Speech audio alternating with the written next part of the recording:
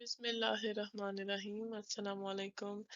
हमने past week में normalisation की टेक्निक्स जो हैं वो पढ़ी थी, और हमने ये देखा था कि वो 1 NF 2 NF 3 NF Boyce Codd 4 NF 5 NF और इवन 6 NF भी जो है वो अ, गर्दिश में है, और ये सारी नॉर्मल फॉर्म्स एग्जिस्ट करती हैं।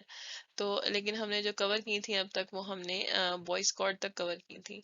अब आज जो है वो हम ये देखेंगे कि कहाँ पे जो है वो वॉइस कॉर्ड नॉर्मल फॉर्म से भी अनोमलीज आना जो है वो शुरू हो जाती हैं, और अगर वॉइस कॉर्ड में होने के बावजूद भी अनोमलीज आ रही हैं तो फिर हमने उसको किस तरह से रिजॉल्व करना है। तो उसको रिजॉल्व करने के लिए हमारे पास जो नॉर्मलाइजेशन फॉर्म है वो 4 NF की है। लेकिन 4 NF को समझने के लिए जो डिपेंडेंसी है, जैसे पहले हमने फंक्शनल डिपेंडेंसी पढ़ के इन सब के बारे में स्टडी किया था, लेकिन अब इसको समझने के लिए हमें जो है वो मल्टी वैल्यूड डिपेंडेंसी जो है वो उसको समझना पड़ेगा।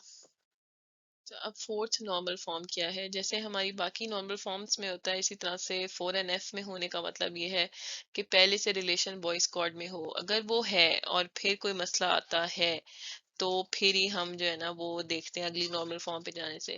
लेकिन 4 NF में जाने के लिए कौन सी दो कंडीशन है? पहली तो ये कि रिलेशन पहले से BCNF में मौजूद है, और दूसरी कंडीशन ये है कि इसके अंदर कोई मल्टी वैल्यू डिपेंडेंसी एग्जिस्ट नहीं करनी चाहिए। अब सवाल क्या आता है कि मल्टी वैल्यू डिपेंडेंसी जो है वो क्या है? तो हम ये एग्जांपल देखते हैं। लेट्स से कि हमारे पास एक रिलेशन है, उसमें हमारे पास एट्रीब्यूट्स हैं नाम, स्ट्रीट, सिटी, टाइटल और ईयर। यानी कि ये एक बंदा है, अगर कोई वो मूवी जो है उसमें ये काम कर रहा है बंदा, लेट्स से, और उसकी मूवी का जो टाइटल और ईयर आगे मेंशन है वो किस जगह पे रहता है, यानी कि उसके घर हो सकते हैं। उसका एड्रेस जो है वो यहाँ मेंशन है, और वो जो एड्रेस है वो किस सिटी का है वो आगे से मेंशन हुआ हुआ है अगली एट्रीब्यूट में। अब लेट्स से कि इस बंदे के दो घर थे, ठीक है, तो दो स्ट्रीट एड्रेस हैं, और इस बंदे ने अगर जो है वो 3 फिल्में बनाई हैं, ज्यादा बनाई होंगी, अगर 3 फिल्मों में जो है वो ये मौजूद है, तो अब हम इसके टेबल को फिल किस तरह से करेंगे? हम इस बंदे का नाम यहाँ पे लिख रहे हैं, और यहाँ पे उसका स्ट्रीट एड्रेस हमने लिखा, और स्ट्रीट एड्रेस और सिटी मेंशन कर दी, और आगे उसकी जो मूवी का नाम हमने मेंशन कर दिया। अब अगली दफा जब हमने उसका दूसरा स्ट्रीट एड्रेस लिखना है तो फिर हमें क्या करना पड़ेगा? तो दूसरा उसका घर का एड्रेस लिखा, उसकी सिटी लिखी, और आगे सेम जो उसकी फिल्म है, ये मूवी है, उसको फिर हम रिपीट करेंगे। शायद आप मेरी बात फॉलो कर रहे हैं कि अगर उसके दो घर हैं तो हमें दोनों को ही लिखना है, और जब हमने दोनों को ही लिखना है तो दोनों घर के आगे हम एक के आगे स्टार वॉर्स लिखें और दूसरे के आगे एम्पायर लिख दें। तो इससे क्या होगा? उससे तो कुछ मतलब यूं करें, हम राइट मिस यूज करें ना, कि दोनों के आगे मुकम्मल मालूमात होनी चाहिए। ऐसे तो इंफॉर्मेशन मिस हो सकती है कि किसकी एक टपल हमने पिक की तो हमें ये नहीं पता चल सकेगा कि वो दूसरी फिल्म कौन सी थी, और XYZ। तो हम सारे पॉसिबल जो है ना वो ऑर्डरिंग हमें क्रिएट करनी पड़ेगी। तो जो फिशर के साथ उसके दो स्ट्रीट एड्रेस के साथ उसकी जैसे 1 2 3 मेपल स्ट्रीट है, तो इसमें हमारे पास स्टार वॉर्स के साथ भी एग्जिस्ट करेगी, इसके साथ भी एग्जिस्ट करेगी, और इस मूवी के साथ भी एग्जिस्ट करेगी। इसी तरह से हमारे पास जो सेकंड उसका घर है, उसकी जो है वो टपल, वो भी उसकी सारी फिल्मों के साथ जो है वो एग्जिस्ट करेगी। ठीक है। अब आप लेकिन इसको आपको देखते ही अंदाजा हो जाएगा कि ये इसमें अनोमलीज हैं।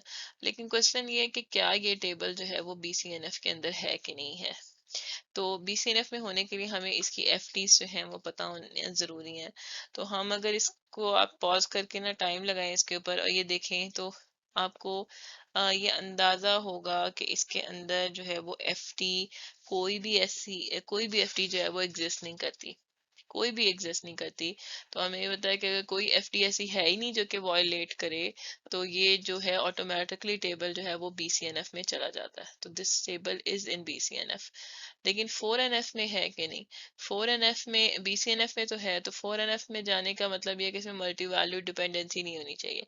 तो मल्टी वैल्यू डिपेंडेंसी यही बात है जो मैंने अभी की, कि अगर इस तरह से जो कॉम्बिनेशंस हैं, जो ऑर्डरिंग है वो एग्जिस्ट कर रही हो, तो इसका मतलब है कि मल्टी वैल्यू डिपेंडेंसी एग्जिस्ट करती है। तो ये जो टेबल है ये 4NF में मौजूद नहीं है।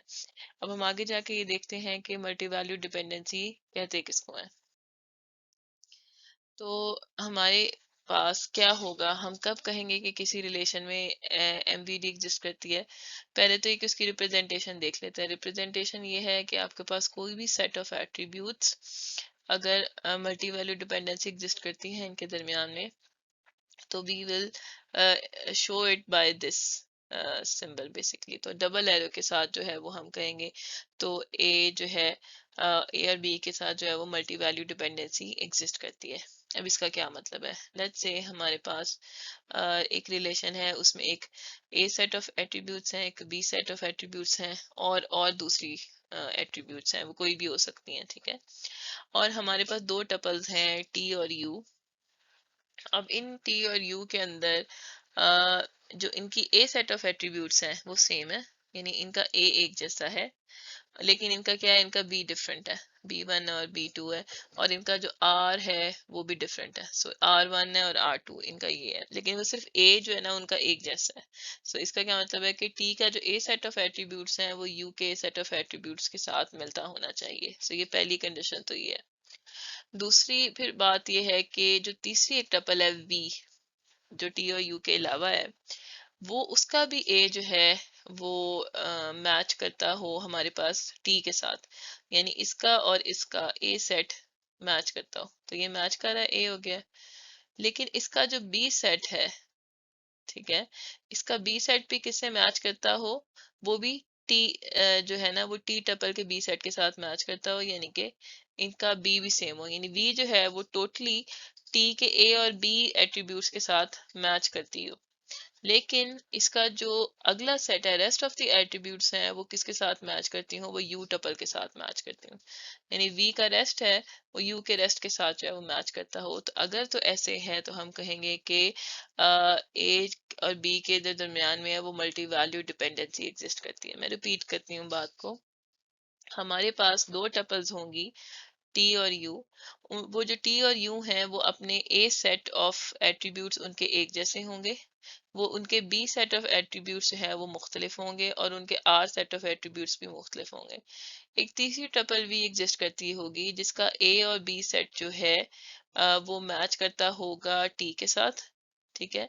ए और ये इसी तरह से बी1 ये मैच करता होगा टी के साथ, लेकिन इसका जो आर सेट है वो मैच करता होगा यू के साथ।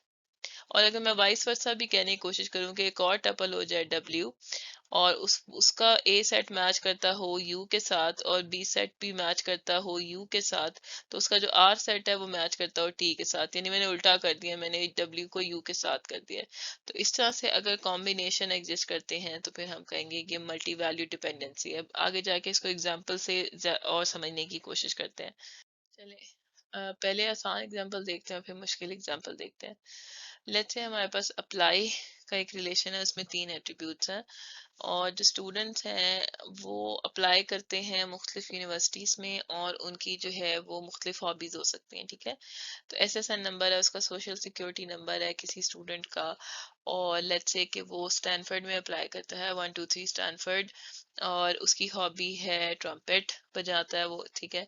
इसी तरह से वो बर्कले में अप्लाई करता है और वो हॉबी जो है वो टेनिस वहाँ पे उसके साथ आती है। अब हमारे पास कोई सेंस नहीं बनती कि हम स्टैनफोर्ड में अप्लाई करते हुए साथ टेनिस ना लिखें, तो स्टैनफोर्ड में भी जो है वो उसके साथ टेनिस आएगा, और बर्कले में भी उसके साथ जो है वो ट्रम्पेट आएगा, क्योंकि जितनी भी हॉबीज होंगी वो सबके साथ करेगा।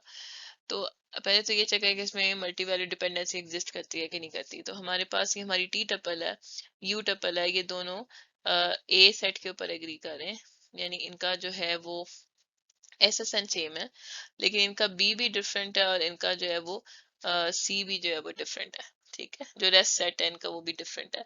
तो हमने कोई ऐसी टपल वी ढूंढी जो कि ये है, जो कि टी के साथ एग्री करे ऑन इट्स ए सेट, 1 2 3 1 2 3 पे एग्री करें, और इसके साथ स्टैनफोर्ड स्टैनफोर्ड बी सेट पे भी एग्री करें, ठीक है।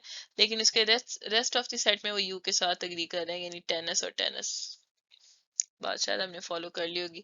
इसी तरह से अगर मैं एक और टपल यू के साथ कंपैरिजन में बनाऊं कि ये बर्कले बर्कले और ये मैच कर रही है, तो इसका जो रेस्ट ऑफ द सेट है वो दूसरी टपल के साथ मैच करना चाहिए, इसके आगे ट्रम्पेट भी आगे। अब चूंकि इस तरह की जो कॉम्बिनेशन है वो एग्जिस्ट कर रहे हैं इन इस ए सेट ऑफ एट्रीब्यूट, इस बी सेट ऑफ एट्रीब्यूट और इस रेस्ट सेट ऑफ एट्रीब्यूट के साथ, तो हम ये लिख सकते हैं कि दिस एस एस एन और जो हमारे पास कॉलेज नेम है, इनके दरमियान में ये मल्टी वैल्यू डिपेंडेंसी एग्जिस्ट करती है। तो हम इसको इस तरह से लिख देंगे। इसी तरह से हम वाइस वर्सा भी लिख सकते हैं कि हम एस एस एन की जो मल्टी वैल्यू डिपेंडेंसी है वो हॉबी के साथ जो है वो एग्जिस्ट करती है। ठीक है, ये एग्जांपल देखते हैं। सो लेट्स से ये हमारे पास टपल टी है और लेट्स से ये टपल यू हमारी बन जाती है। ठीक है, तो हमें विजिबली ये नजर आ रहा है कि ये जो नेम है ये ए सेट ऑफ एट्रीब्यूट्स बन रहा है, क्योंकि इसके ऊपर वो एग्री कर रहे हैं। और जिस पे ऊपर वो डिसएग्री कर सकते हैं वो कौन सा है, हमारे पास ये स्ट्रीट और सिटी, ये बी सेट है और ये रेस्ट सेट है। तो ये क्विकली इसलिए भी लगा दिया क्योंकि हमें पता था कि कौन सी मल्टी वैल्यू डिपेंडेंसी इसमें एग्जिस्ट कर रही है। तो नॉर्मली आपके पास जो रिलेशन होगा आप उसको देख के जरा गौर फिक्र करके फैसला करेंगे कि बी सेट क्या बन रहा है और रेस्ट ऑफ द सेट क्या बन रहा है। तो लेट्स से कि ये टपल एक हमारे पास ये थी, इसको टपल नंबर 1 कह देते हैं, 2 3 और 4 ये टपल नंबर 4 है। ठीक है, मैं लेबल कर लेती हूँ ताकि हमें बाद में उसको पॉइंट करने में आसानी हो। ये 5 और ये 6 है। अच्छा, अब जो टी टपल है हमने कहा था कि उनका ए सेट एक जैसा आना चाहिए, तो वो तो बात बिल्कुल ठीक है कि टी का जो ए सेट है यू का ए सेट है वो एक जैसे हैं, दिस इज ट्रू। और इनका जो बी सेट है वो मुख्तलिफ है हमारे पास इस टाइम पे। और हमारे पास जो उनका रेस्ट ऑफ द सेट है उसके उसको हमने देखना है किस तरह से, कि हमने एक तीसरी टपल ढूंढनी है which is V, and which should be created from the A set of tuple T और B set of tuple T, और जो रेस्ट सेट है वो किसका, वो U का। इसको इस तरह से अगर हमें ऐसी वी टपल जो है वो इस पूरे रिलेशन में मिल जाती है, तो इसका मतलब ये है कि मल्टी वैल्यू डिपेंडेंसी एग्जिस्ट कर रही होगी। इसी तरह से हमने एक में भी डब्ल्यू टपल ढूंढनी है, एक और टपल जो कि बनी हुई हो यू के ए सेट से और यू के बी सेट से और टी के रेस्ट सेट से। अगर हमें ऐसी टपल्स मिल जाती हैं और ये सबके ऊपर वैलिडेट हो रहा है, तो हम कहेंगे कि मल्टी वैल्यू डिपेंडेंसी जो एग्जिस्ट करती है किसकी, ए और बी के दरमियान में। अब यहाँ पे हम ये वी वाली टपल क्रिएट करने की कोशिश करते हैं। सो हमारी टी जो है वो फर्स्ट है और यू जो है वो 4 है। तो हमारा वी की क्या बनेगी वैल्यूज। सो पहले तो वो ऐसे ए सेट आ जाएगा, बी सेट में वहां पे आ रहा है 1 2 3 मेपल सो ऑन, और सिटी में हॉलीवुड है। ये बी सेट पूरा हो गया और यू का रेस्ट सेट, यू का रेस्ट सेट में आ रहा है ये वाली वैल्यूज, हम यही सेम यहाँ लिख देंगे। और अब आप तलाश करें कि क्या ये जो टपल वी मैंने बनाई है वो इस रिलेशन में मौजूद है कि नहीं। तो ये मुझे नजर आ गई है, वो ये वाली टपल है, basically this one tuple number 3 ये एग्जिस्ट करती है। तो ये वी वाली टपल है मौजूद। टपल नंबर डब्ल्यू को अगर हम बनाएं तो यू का ए सेट बन रहा है अगेन सी फिशर, और इसके जो यू का ही हमारे पास बी सेट हम देखेंगे और वो है 5 लोकस और मालिबू, और उसका जो रेस्ट ऑफ द सेट है वो टी का है विच इज स्टार वॉर्स और 1977। अब ये टपल ढूंढे ये टेबल में कहाँ मौजूद है, तो ये हमें नजर आ रही है, this one is your tuple 2, this is your W.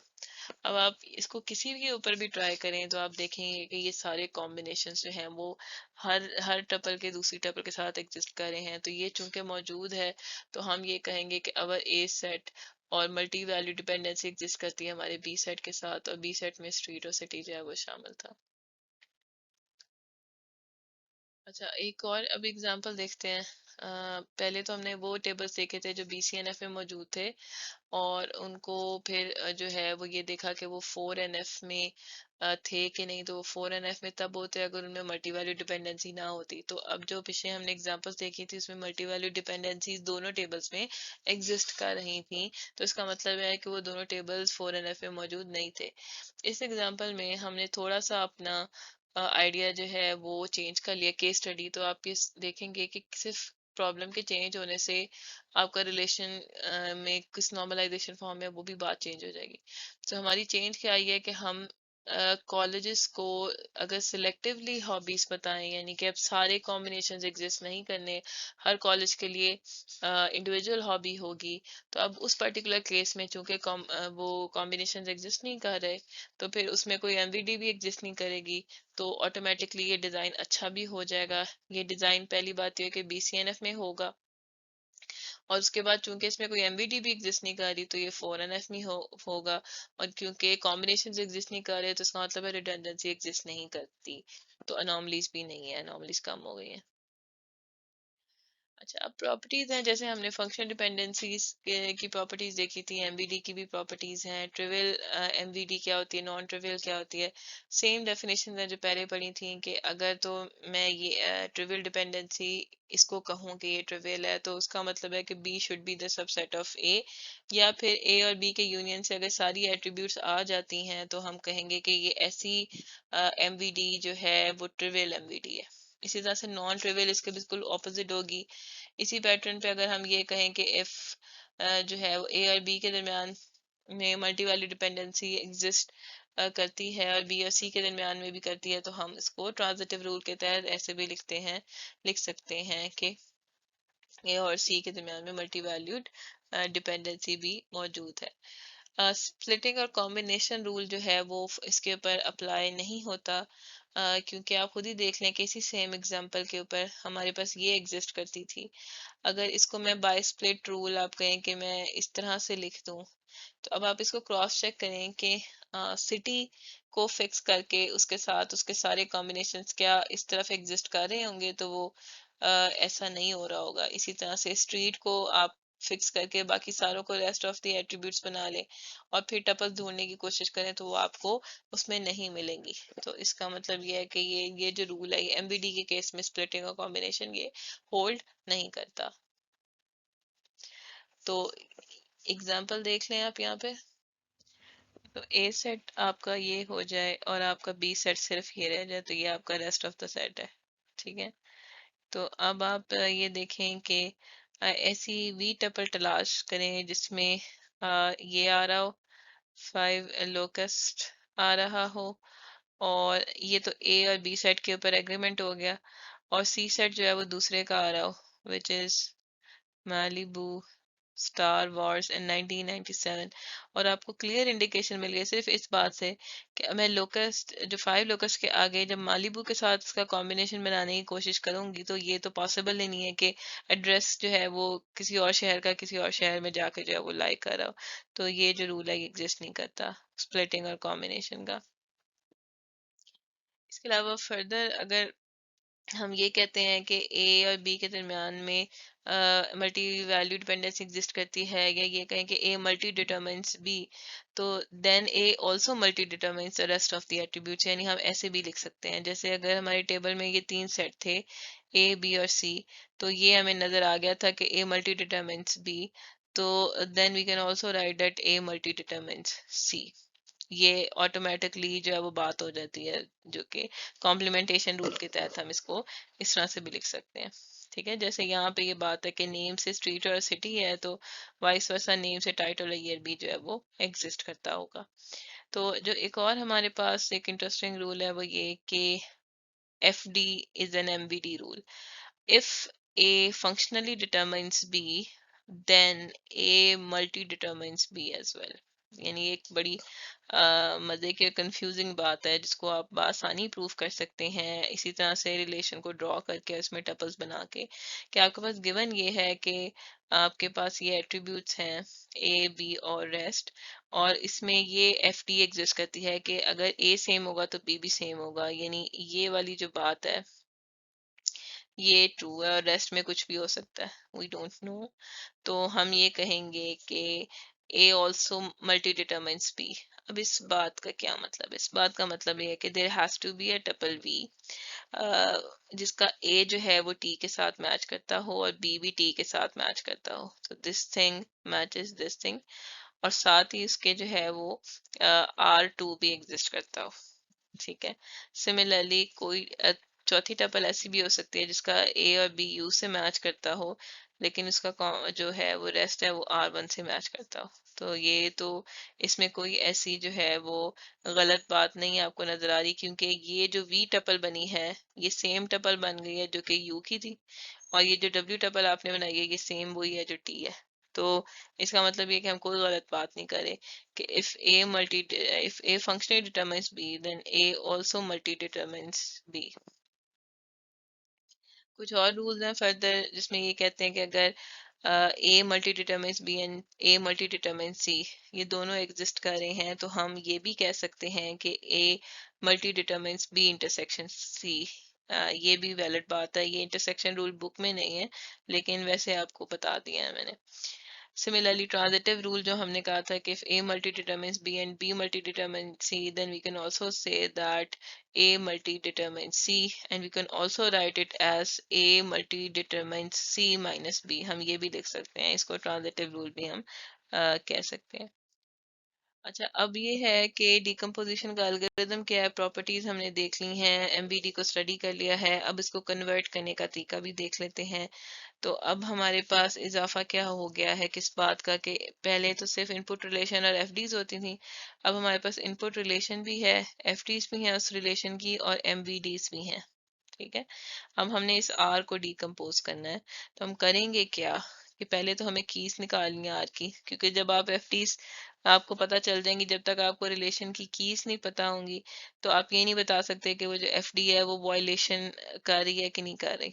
ठीक है, क्योंकि वो क्लोजर, हम यही कहते थे ना बीसीएनएफ में कि अगर दिस साइड इज द की तो वो एफडी गुड एफडी है।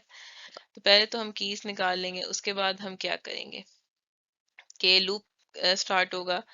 आप जो है वो कोई भी नॉन ट्रिवियल एमवीडी पिक करेंगे जो कि 4NF की कंडीशन को वायलेट कर रही हो, और 4NF की कंडीशन क्या है कि this has to be the key. 4NF में सेम वही बात है कि to be a good FD if A function multi determines B and A is the key, then this is the good FD.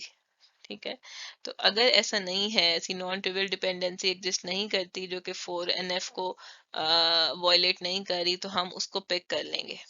उसको pick करके क्या करेंगे, are को डिकम्पोज कर देंगे जैसे हम बीसीएनएफ में करते थे, और डिकम्पोज करके हम दो रिलेशंस बना लेंगे R1 जिसमें ए और बी हमें मिल जाएगा। और ये मैं कब बात कर रही हूँ, अगर ऐसी ये नॉन ट्रिवियल डिपेंडेंसी एग्जिस्ट कर रही हो जिसमें ए इज नॉट द की, तो इसको हम पिक करके ए और बी का एक अलग रिलेशन बना देंगे और एक दूसरा रिलेशन बना देंगे जिसमें ए एक तरफ चला जाएगा और रेस्ट ऑफ द एट्रीब्यूट्स हैं वो एक तरफ हो जाएंगे। ठीक है, तो दो रिलेशन बन जाएंगे। फिर अगेन हम R1 की अलग से एफडीज फाइंड आउट करेंगे, R1 की हम अलग से एमवीडीज भी फाइंड आउट करेंगे, सेम यहाँ पे काम करेंगे, और अगर ये दोनों 4NF में नहीं है तो इनको फर्दर ब्रेक डाउन करेंगे और हम करते जाएंगे तब तक के जब तक के सारे रिलेशंस जो आपके पास यहाँ मौजूद होते हैं वो सारे 4NF में नहीं चले जाते। तो सेम एल्गोरिदम है जो हमने BCNF के लिए एग्जीक्यूट किया था। चला के देख लेते हैं। सेम रिलेशन जो हमने पहले कहा था कि उसमें नहीं है 4NF में, तो इस रिलेशन के अंदर एमवीडी एग्जिस्ट करती थी ये वाली, तो हमने इस एमवीडी के तहत इसको रिलेशन को ब्रेक किया दो में। R1 में हमने डाल दिया SSN और सी नेम, और R2 में हमने डाल दिया SSN with rest of the attributes जिसमें हमारे पास हॉबी शामिल थी। तो ये दो रिलेशन है वो हो गए। अब चूंकि ये दो रिलेशन है इसमें जो है वो ना कोई एफडी एग्जिस्ट कर रही है ना कोई एमवीडी एग्जिस्ट कर रही है, तो ये ऑटोमेटिकली जो है वो 4NF के अंदर जो है वो चला गया। इसी तरह से इस एग्जांपल को अगर हम देखें जो पहले हम रिलेशन को लेके चल रहे थे, तो ये वाली इसमें एमवीडी एग्जिस्ट करती है तो रिलेशन इसी तरह से ब्रेक डाउन हो जाएगा R1 और R2 में, और R1 के अंदर नेम स्ट्रीट और सिटी चला जाएगा, और R2 के अंदर जो है वो नेम और रेस्ट ऑफ द एट्रीब्यूट्स चले जाएंगे। अब इन दोनों को हम अलग-अलग देखें तो इन दोनों के अंदर कोई एमवीडी एग्जिस्ट नहीं कर रही। तो चूंकि एमवीडी एग्जिस्ट नहीं कर रही, वैसे एफटी भी नहीं एग्जिस्ट कर रही, तो ये टेबल बीसीएनएफ में भी है, और एमवीडी के एग्जिस्ट ना करने से ये टेबल ऑटोमेटिकली जो है वो 4NF में चला जाता है। और यही यही हमारा जो है वो सोल्यूशन होगा। अगर R1 और R2 फर्दर आगे उनमें कोई एमवीडीज एग्जिस्ट कर रही होती तो हम उनको ब्रेक करते, उनको डिकम्पोज करते। अब हम इसको कंक्लूड कर लेते हैं, समराइज कर लेते हैं अपनी नॉर्मल फॉर्म्स को जो हमने देखी थी। 3NF, BCNF और 4NF हमने ये डिस्कस किया हुआ है पहले, कि जैसे जैसे आप स्ट्रिक्ट होते जाते हैं आप नॉर्मल फॉर्म में ऊपर एक स्टेप चले जाते हैं। तो 3NF में कुछ रिलैक्सेशन होगी, BCNF में उसमें कम रिलैक्सेशन होगी, और 4NF में उससे भी कम रिलैक्सेशन होगी। और कंडीशंस लगती जाती हैं और आपकी नॉर्मलाइजेशन की फॉर्म जो है वो आगे फर्दर बढ़ती जाती हैं। अब किस बेस के ऊपर आप पिक कर सकते हैं कि कौन सी नॉर्मल फॉर्म में आपके टेबल्स को होना चाहिए, वो कुछ ये पैरामीटर्स हैं जो हमारे पास लेफ्ट मोस्ट कॉलम में लिखे हुए हैं। मेन बात क्या है, एलिमिनेट रिडंडेंसी, जो रिडंडेंसी है उसको खत्म करते हैं कि नहीं वो नॉर्मल फॉर्म। दूसरी बात ये कि एक तो एफडी से रिडंडेंसी आती है, एक एमवीडी से रिडंडेंसी आती है। जैसे अभी आपने मूवी के केस में देखा है कि वो कॉम्बिनेशन बिला वजह के एग्जिस्ट कर रहे थे। तो दो तरह की रिडंडेंसीज हैं, वो कौन रिमूव करता है, ये पैरामीटर है कंपैरिजन का। फिर एक ये है कि एफडीज प्रिजर्व कौन करता है सब रिलेशंस में, और एमवीडीज कौन प्रिजर्व करता है सब रिलेशंस में। जो हमने किया है कि सब रिलेशंस में जो एफडी टॉप पे एग्जिस्ट कर रही है पेरेंट रिलेशन में, वो एफडी सब रिलेशंस में भी एग्जिस्ट करनी चाहिए। तो 3NF जो है वो भी रिडंडेंसी जो है वो एफडीज की वजह से होने वाली रिडंडेंसी को मुकम्मल तौर पे ज़्यादा रिमूव नहीं करता। जो रिडंडेंसी BCNF है वो उसको रिमूव कर देता है, 4NFP जो है वो इसको रिमूव कर देता है, एफडीज की तरफ से होने वाली रिडंडेंसी को। जो MVD है वो दोनों नहीं करेंगे, वो 4NF कर देगा।